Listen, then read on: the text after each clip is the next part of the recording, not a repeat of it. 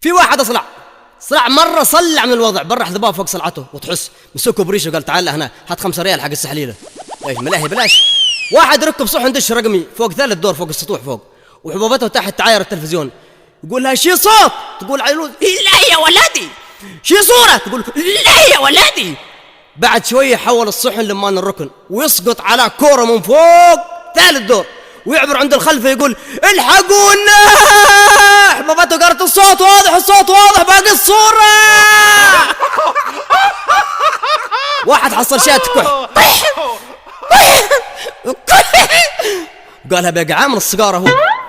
واحد هندي يمشي على سيارة صدم 2 على الطريق، نزل الهندي حصل واحد صيح يا رقبتي يا رقبتي يا نخررتي. قال هندي اسكت ايش فيك؟ خوك مات ما قال حاجة. واحد يقول لصاحبه لما بتروح تجيب النتيجة حق الامتحان شوف الكشف حقي وشوف النتيجة حقي كم طلعت وتعال بشرنا. أنا عندي طبعا عازم أصحابي كلهم على عزومة. شفت كيف؟ إذا طلعت مادة رسوب طلعت مادة رسوب قل لي يا أبو سلوم شوف محمد سلم عليك لا تحرجنا قدام أصحابي، ولما طلع مادتين رسوب قل لي يا أبو سلوم محمد سلم عليك. راح صاحبنا يدور في الكشف ما حصل صاحبنا في جميع المواد 0 0 0 0 0 ولا فلح ولا في مادة. قال دحين هلقي عندهن قول له دحين الصاع هذا بروح بس رجال ذكي طبعا. قال يا ابو سلام قال ايوه بشر. قالوا امة محمد كلها تسلم عليه. لاعب قبل دخول المباراة يغسل الجزمة حقه بالماء والصابون والحتيكة والشامبو. سألوه الصحافة ليش تعمل كذا؟ قال لهم علشان اسجل اهداف نظيف. حكم يمني يحكم مباراة كاس العالم بيرفع كرت خطأ على اللاعب بغاه كروت في جيبه ماشي. قام رفع له 100 ريال. قال اللاعب عفوا ماشي صرف عندي. قال بس اعطيها للمكسور هذا خلوه يجيب له طرزان. واحد طالب ما يعرف انها جمعة الا اذا كان امه لقت مطبق.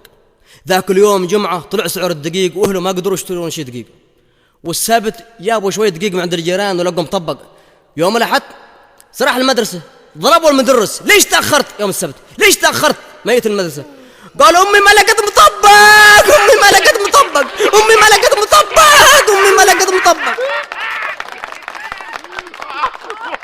واحد في صلعه تبرق دخل له صاحب صالون قال له ممكن يا اخي تحدد الجانبين هذه؟